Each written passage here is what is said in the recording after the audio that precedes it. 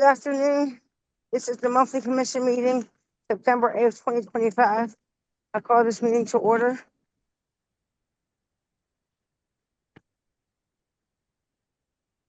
First item on the agenda is our meeting minutes.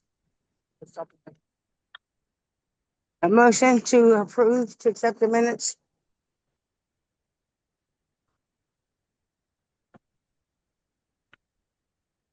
So moved. Second. All in favor? Aye. Aye. Abstentions? Aye. Mary, Aye. any extensions? Meeting minutes accepted. Our next agenda item is public comment. Do we have anything for public comment? No one here in person, Commissioner.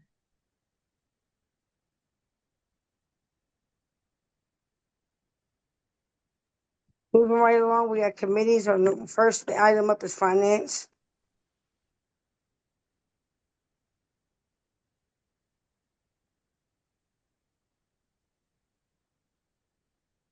I don't see the treasurer with us today. Would you like me to give a report? Please. Thank you. So we had our administrative budget meeting at the end of August. I did send a copy of that presentation out to the finance committee to take a look at. Happy to share with anyone who's interested, but it just elaborated on the asks that we have for 2026, the difference between our proposals. And overall, I think the meeting went really well. Everybody who was supposed to be in the room was in the room, and we had some positive feedback there. So we're just waiting to see what the mayor's budget has on it come September 30th so that we can move forward. And the other piece of financial business that I had shared was a transfer of funds from our HUD trust fund to our PCHR trust fund. These are the funds that we accepted as a part of a settlement with NALCO back in the 90s. And as we're supposed to have our funds segregated, the HUD funding has to be segregated from our other funding. We thought it would be prudent to move that settlement money out of the HUD trust fund into a different trust fund so that we can keep that officially separated from what we should be spending our housing money on. So we're waiting. Courtney had submitted the paperwork on that, and we're just waiting for the controller's office to do its thing. But that will ultimately give us a little bit more flexibility with how we use that funding, because we will not have official HUD oversight on that funding, because it wasn't meant to be in that account to begin with. It really should have been segregated at the time, and I don't think we had a trust fund that was able to accept that funding at the time, because we had our EEOC, we had the HUD, and then we have our general fund with the city, which we couldn't deposit it to. Are there any questions about that at all?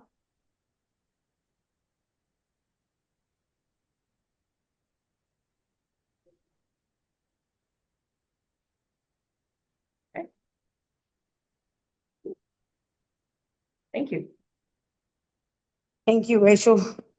Our next thing would be personnel. Do you have anything on personnel?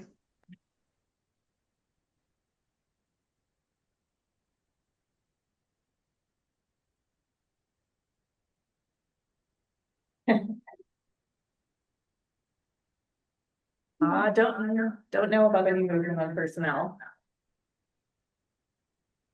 So I guess it'll be communications, and I'm getting off air because I'm echoing.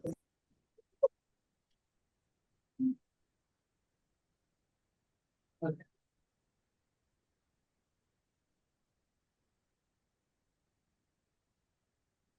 Community relations. Nice. Community relations. Yes, community relations.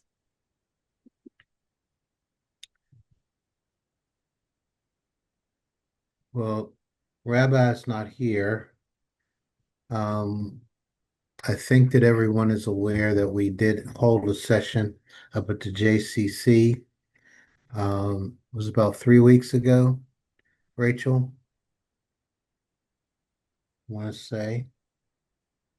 And we had a presentation by Casa San Jose and also some representatives of the Jewish community, both from a um, understanding some of the issues that impact um, Jewish members of our community and also the security that they've had to put in place in order to make sure that they remain safe when they worship. I think that both of them were extremely helpful to us, and I hope that we'll continue these training sessions for commissioners so it will help us to, for the lack of a better word, gain some understanding as to what is happening beyond us. Um, so that when we're taking actions or requesting information or support, we can do it from a frame of reference that shows that we have done our homework and we have done outreach.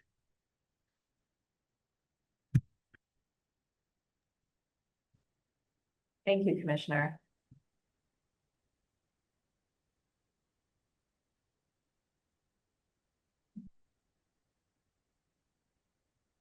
This is just a question.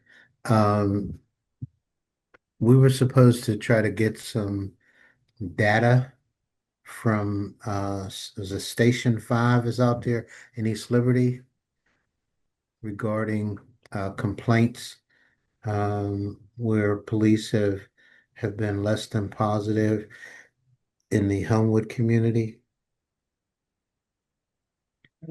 Yeah, Rita, I don't know if you've had any response from Zone 5 Police, but I had some interaction back and forth with someone from We the People 412 just to ask what kinds of things they were being targeted for.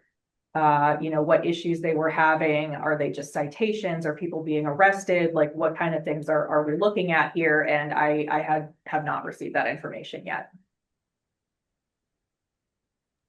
And I have, thank you, Rachel, for reaching out to them because I'm looking forward to that email. So Yeah, thank you so for very forwarding much. it.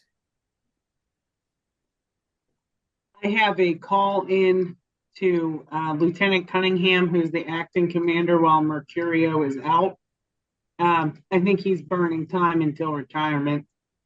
I will see Lieutenant Cunningham on Thursday, and if I don't hear from him before, I will mention it then.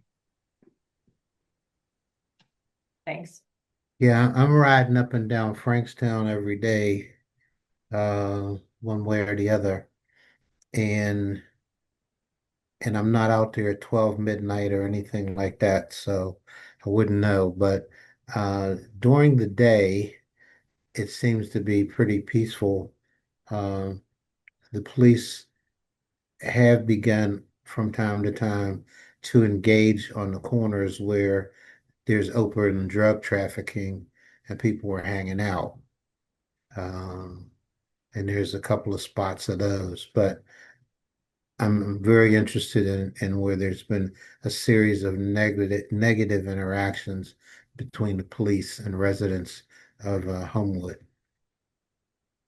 We also have a meeting with Councilperson Mosley this week, and I was going to bring that subject up when we meet with him in addition to all the legislative efforts that we're undertaking. Cool. Kahari will know.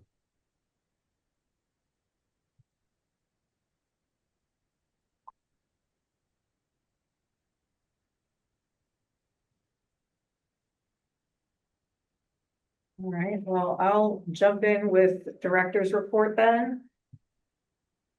So we're still waiting on new appointments for commissioner positions that are vacant.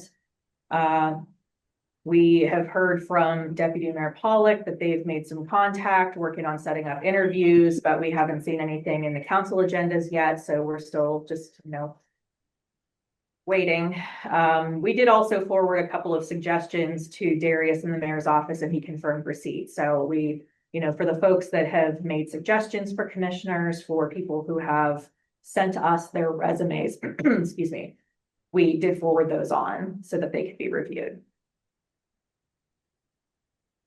The second point about HUD no longer permitting use of their logo on marketing materials. So some letters went out in August to alert both the Fair Housing Assistance Programs and the Fair Housing Initiatives Programs that due to a lack of staffing required to review advertisements and marketing materials, which is what the process used to be, anything that we would create that we would be intending to use HUD's logo, we would have to have them review it and give approval on it.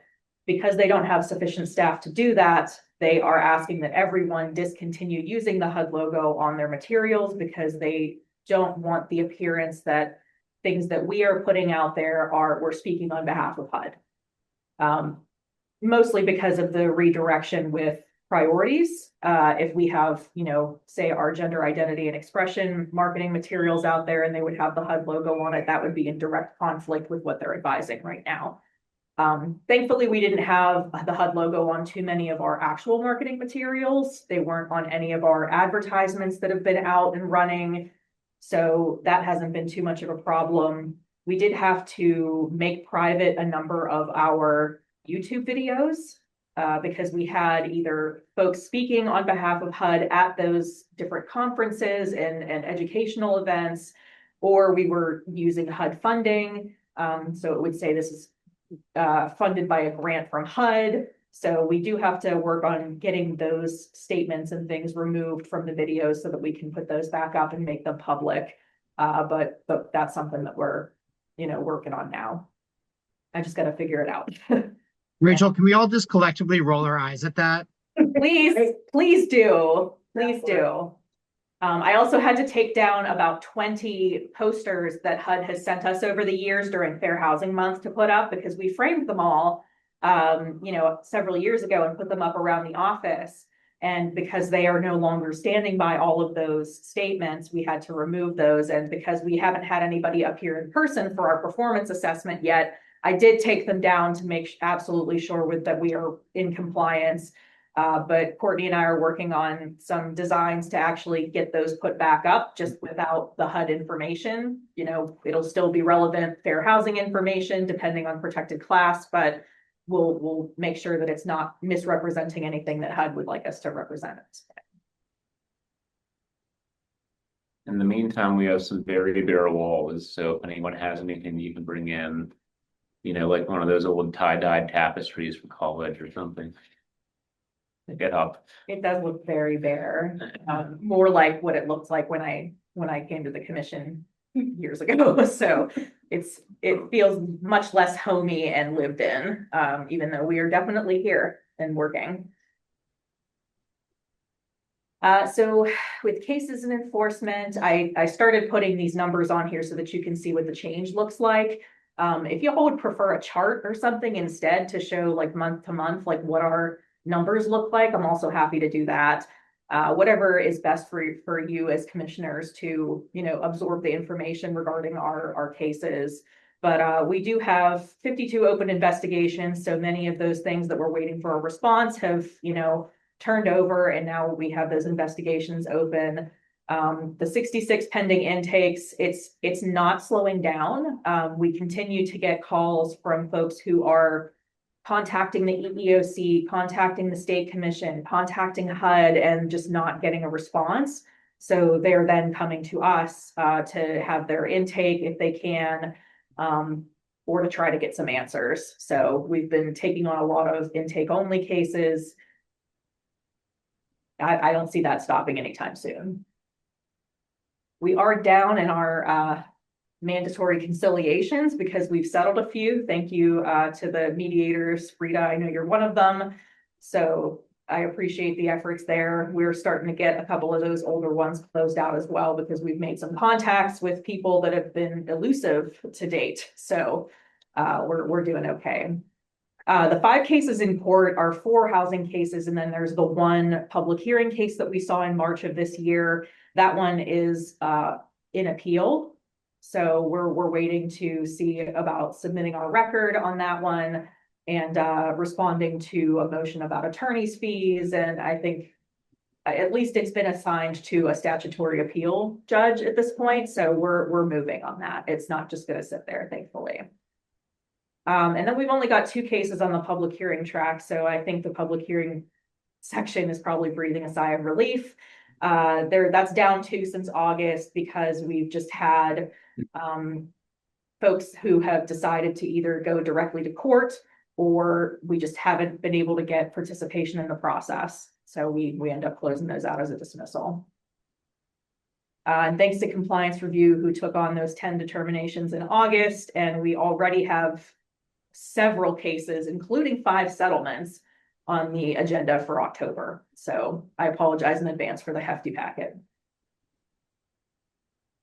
In terms of the case closures for this year, we did complete 65 cases for employment and 19 intake only.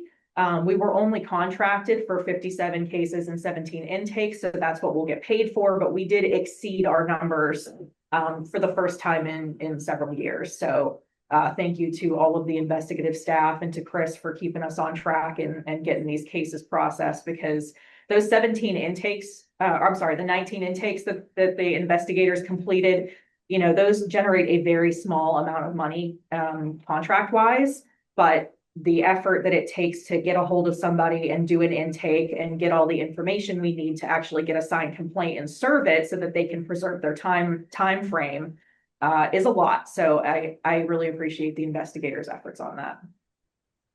And then with the housing cases, we finally got our list. We completed 21 cases and we paid for 20. One of them was up in the air because of the gender identity protected status that was on that complaint.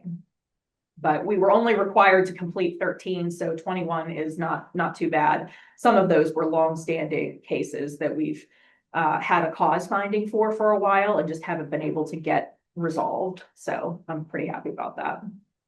Does anyone have any questions about the case processing?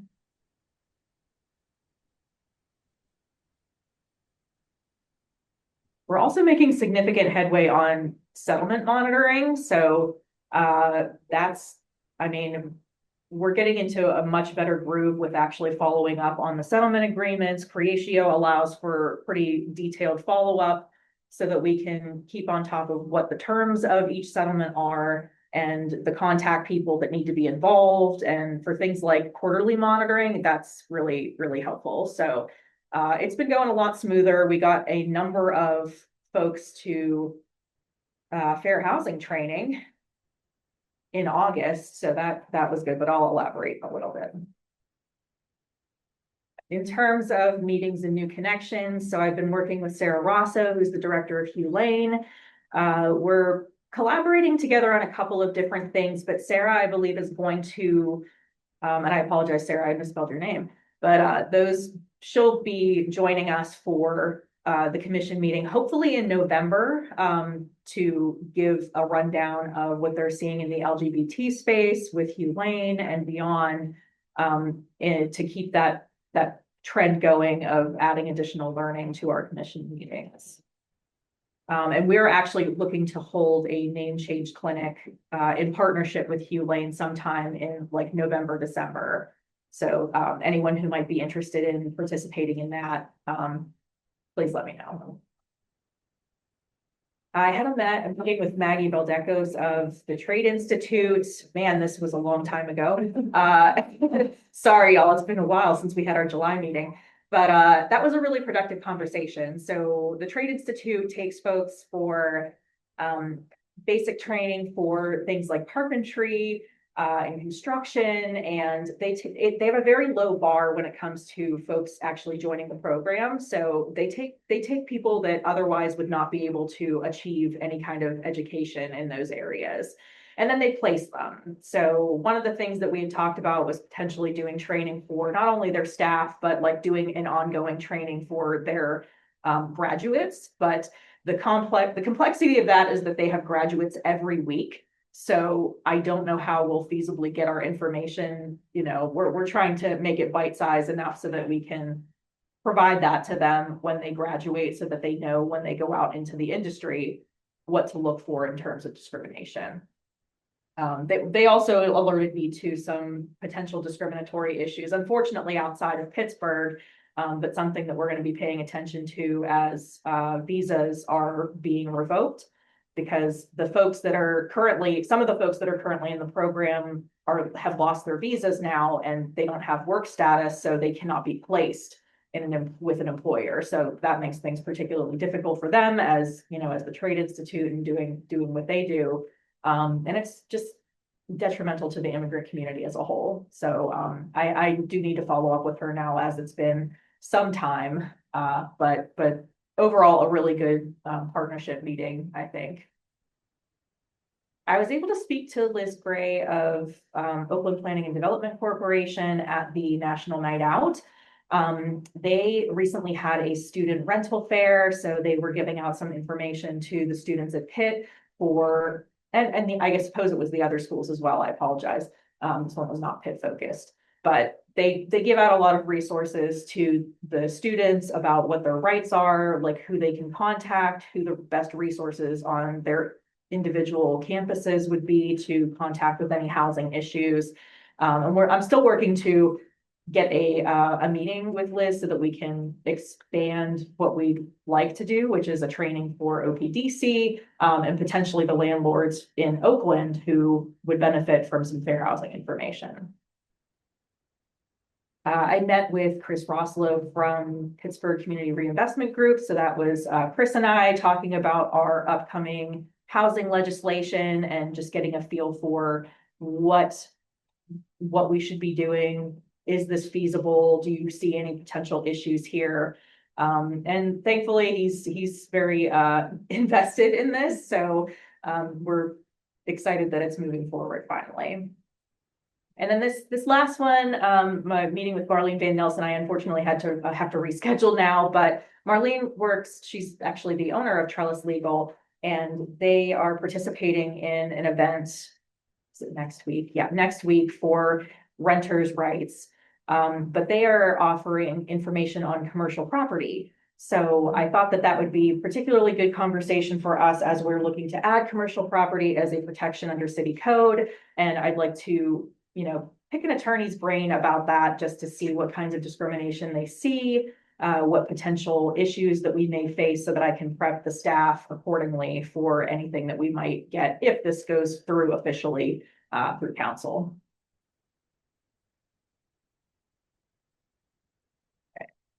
Chris and I went to National Night Out. It was windy. There was stuff everywhere. But yeah, it was pretty good that some of the connections that we made on that night, like I mentioned, Liz Gray was there, so I was able to have a conversation with her. We did the last couple City in the Streets in East Liberty and Allentown, John Lewis Day of Action, where we ended up on the move and walking and kind of handing things out as we went. Our employment discrimination CLE went swimmingly, thanks to Rita for taking that on. Again, this year we did have more than a dozen attorneys in the room who needed the information and are now much more willing to refer cases to us or file directly with us because the process is no longer mysterious. So really good. We're definitely going to continue doing this. This actually came up in our EEOC meeting, our regional meeting that we had earlier this month, where Philadelphia is seeing attorneys that are filing everywhere. They'll file with EEOC, they'll file with the state, they'll file with the Philadelphia Commission, like they're going and filing everywhere. And I told them that this has been the one thing that's been helping us with that, is just really getting under the complainant's attorney's noses and saying, this is the difference between EEOC and us. This is how you file with them. This is how you file with us. Here's the benefit and, what it would look like to do it with either one of us. So that way they have all the information and they can make the best decision for their client. Civic Youth Learning Youth Day was down in the CCB lobby. We got to talk to a lot of young folks and hand out our materials. But, just getting a couple of really interested kids who were passionate about things like civil rights was pretty fulfilling for me. But I also did my rounds and got to talk to all the other city departments then too and pick their brains. So I always like opportunities for that.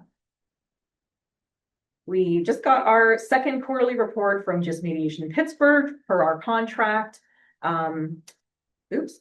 The unfinished statement there says that our landlord and tenant fair housing materials have gone out to about 155 different people. So every mediation that they see that is not in our jurisdiction. So we are tackling all of Allegheny County, and the majority of these are still in the city of Pittsburgh, but any mediation that they have about a landlord-tenant issue with an eviction, they also hand out our information on fair housing. So the tenants are walking away with something, landlords are walking away with something. And so they provide us demographics on who it is that they're giving our information out to and how successful they are. Happy to share that information with anyone who's interested, but the best news that comes from that report is the success rate that Just Mediation has. They are at 95% success rate in keeping people in their housing because of this program. So I always recommend them, even if they do have a pretty long wait time now, because it's just so common to have those eviction issues here in Pittsburgh. Advertising update, still got our bus ads running through this month. We have had some direct referrals from those. Like, that's not something that happens very often. It's usually just like, oh, somebody heard about it, or, somebody told me, it's word of mouth. But we've gotten some bus referrals. And then we're running that full page ad with Soul Pits in their summer issue. I haven't seen it yet, but as soon as I see it, I'll be pumped just as much as you all are.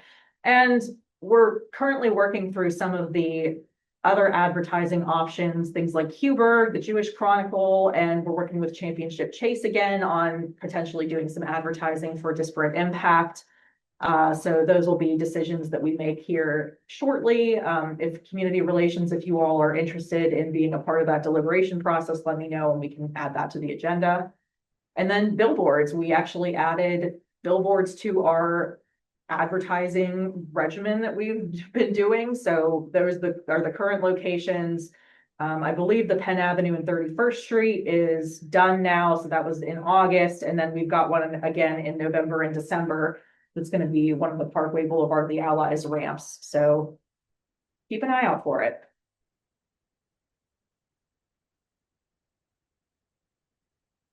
Okay, special projects, our code updates are just about ready for commissioner review.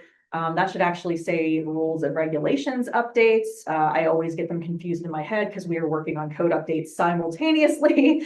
So, but we do have updates to the rules and regulations that we've been working on with our solicitors. They have been great about getting us like the feedback that we need. It's just been a lot of moving things around to make it more coherent for, a lay person to be able to understand what the instructions are for filing a complaint, doing a public hearing, etc. But yes, we will have to do a public input process for the rules and regulations once we have a final draft. So if anyone does want to participate in the process of actually reviewing those and seeing like, hey, does it make sense to you all as commissioners? That would be helpful. That way we can get it ready for that public review. So under protection updates, there are many, but I'm going to toss it to Chris for housing status. Yeah, so the introduction for housing status is on the 16th, not the 9th, but My bad. This is no worries. But 16th is introduction, and then standing committee is the following week. 24th. 24th. So yeah, 24th. Yeah. So just to go over that with everybody again, we're trying to add housing status to our protected class status, list of protected classes rather. And so when we add new protections, this isn't going to be some sort of a guarantee to housing. Like, what if I could? But when we add protections, we have to make sure that we're not creating any sort of affirmative burden to regulate business that would get struck down in the court. So what we're trying to do with this is we are trying to make it so that somebody who is applying for housing and meets all of the other preconditions, you have the money, you're on a treatment plan, if that's your situation, you have references. yeah, you or have your whatever- references, yeah, everything else like that. You cannot be denied because of some sort of past lapse in your housing status. Increasingly, we're seeing a lot of corporate landlords essentially make people fill out what is functionally a housing resume, where you have to list every place that you've lived and their contact numbers and everything else like that. Otherwise, and your list has to be coherent, and it has to be what's the word I'm looking for? Complete, like it just has to Yeah. be consistent and show that you've had steady housing. Yeah. For that time period. Yeah, otherwise, you could be denied because they're going to make assumptions that you may be a risky tenant. I have talked to community groups that work with folks who've been homeless, people who are housing insecure, and they have told me that they need to dance around the issue, even when they're working with landlords or property managers who know for a fact that they run programs that help people find placement. They have had to kind of dance around and sort of indirectly deal with this client's past staying in a shelter, or being on the street or something like that. So this would eliminate that functionally. It would make it so that you can't really ask those questions anymore. I mean, you could, but you can't do anything with it. The ideal would be that you don't ask these questions at all. But you can't really act upon any sort of past lapse in someone's housing history or knowledge that they're coming from a shelter or anything else like that. This isn't going to eradicate the homelessness problem. This isn't going to cause any major shifts. What it will do is it will get those people who are either about ready to fall off the edge into homelessness or have everything that they need to be able to climb back up over the edge. It'll help them get stabilized, so that way we can devote more resources towards helping out the folks who are down at the bottom. So practically speaking, that's going to be the practical effect of this. My hope also is that in speaking with a lot of groups who are working with folks who are experiencing housing insecurity or who are homeless, we can talk to them about our other protections. In particular, it's been pretty disheartening speaking with groups over proposing this protection. It's been pretty disheartening just how many people aren't aware that we have domestic violence survivor protections, and how many people could have been helped had there been more awareness of that fact. And so, I'm hoping also that in these conversations, we'll be able to inform more people about what other protections are out there. Talk to your council member, if you can show up for public comment, speak there, that would be great. Again, I don't want to oversell this. I'm not interested in trying to make it seem like this is the solution to our problem. It's part of what ought to be a dozen solutions that need to be implemented, but it is a part of that. So Any questions?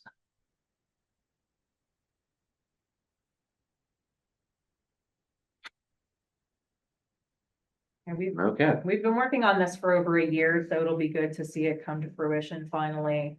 And thankfully, we still have the support of those agencies that we had been talking to since the very beginning, who had let us know that this really is a problem when they're trying to place folks, and we're not just making this up to add a protection for kids, you know?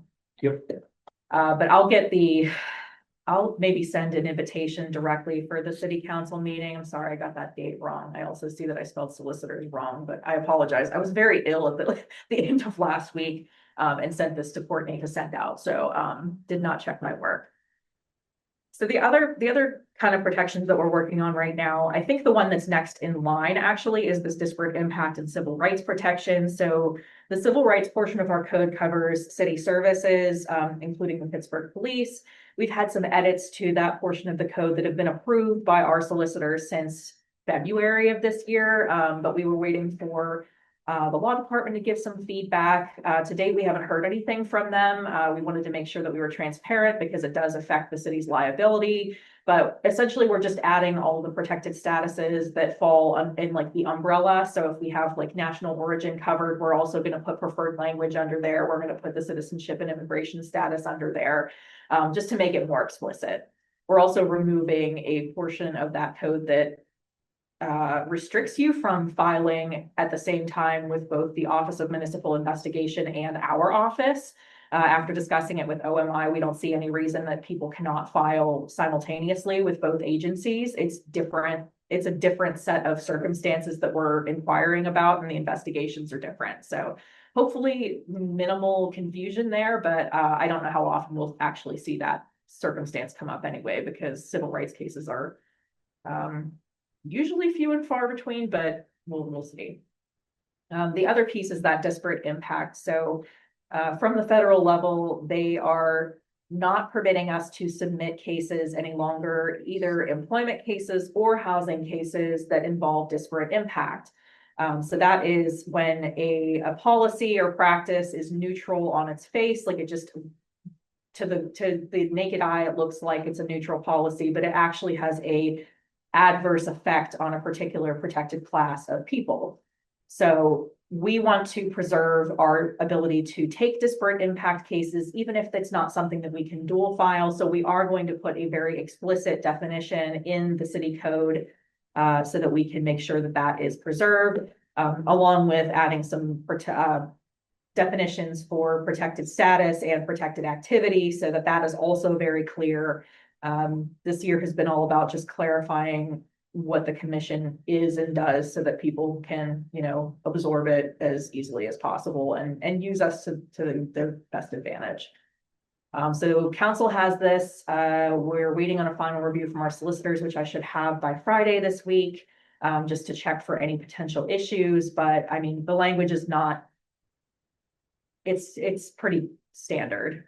Looking at other jurisdictions and their definitions of disparate impact, and just kind of pulling pieces from those to craft it is what we did anyway. So we'll see what happens with that. And then commercial property is actually the third piece right now. Should be introduced soon. We have the final approval from our solicitors. We just need to work with the administration to get that introduced.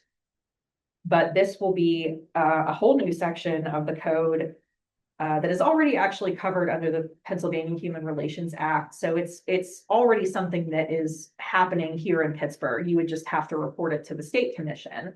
All we're doing is giving the option that folks can come to us now and file on commercial property discrimination. So anything from different terms and conditions of your lease, or refusal to deal with a person to rent a particular space, you know, any of those sort of things, we can work on taking those as cases now. And they won't be something that we can dual file, but it is something that we can take and offer the people to better protect them from the things that are going on out there. And thank you to Rita and Chris for putting that one together, because I did not even know where to start beyond the PHRA. So I appreciate you both. And the solicitors, like I said, have worked with us on that one and signed off. So we're looking good at this point. Well, it was mostly Rita on that one. Let's So, Rita. yep. right, does anybody have any questions about any of the protections that we're looking to add or anything that we have going before city council?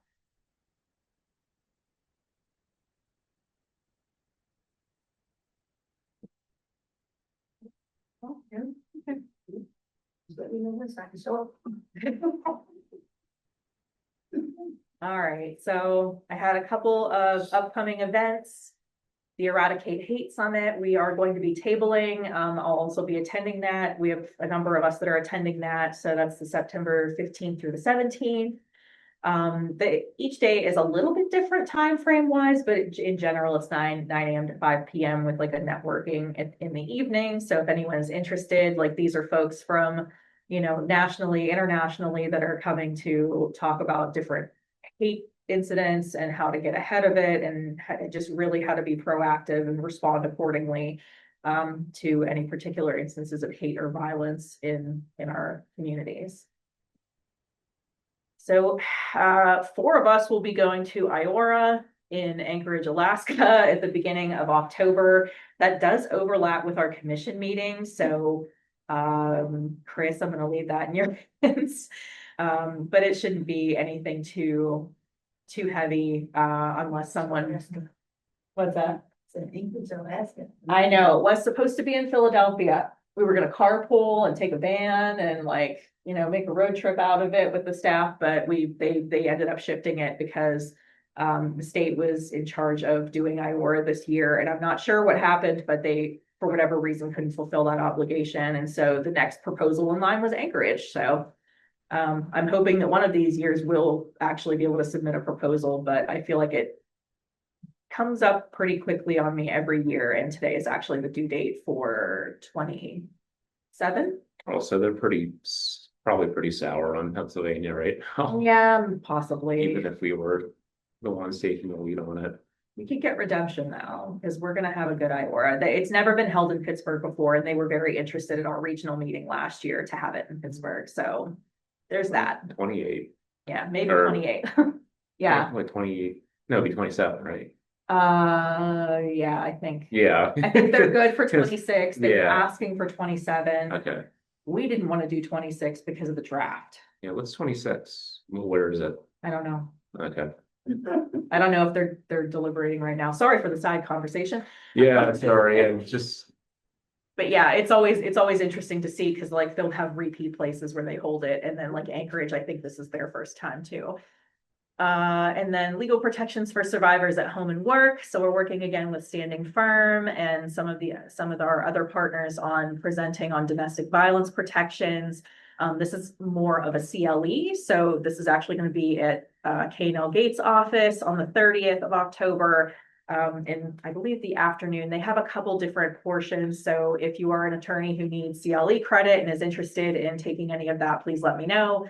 But we'll be sharing information about the employment resources for domestic violence survivors, as well as the housing protections that we have in city code that not enough people know about. So get it out to the attorneys who are doing the work and supporting folks in their DV cases. That's it. That's it, that one. Thank you. Yeah.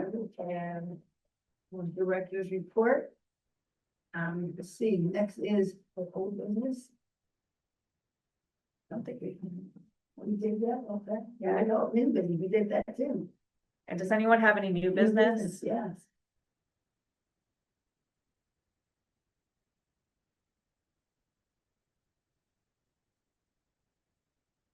I did see a save the date that we got for, what is it, the Black something? Oh, the state of Black Pittsburgh? Yes. Yeah, so the Urban League has the state of Black Pittsburgh. I have registered for it every year and then ended up with the flu or some other such ailment and not been able to go, but I'm absolutely going this year. So I did send that information out to everyone in case you're interested to participate. Good. So, I don't know if there's a cost associated with it. I didn't see one, but if there is, just let us know and we can get that taken care of for you as commissioners. Or staff, if you're a staff member who's interested. Yeah, I'm trying to just send things out as I receive them so that folks can make decisions on whatever it is that's coming up. And so I don't forget, especially when we had this chunk of time between directors' reports. and commission meetings, but sorry in advance for all the emails that go beyond regular business that go out to everybody. I appreciate that. Yeah, State of Black is free. It's free, okay. And I'm registering. Thanks, Commissioner.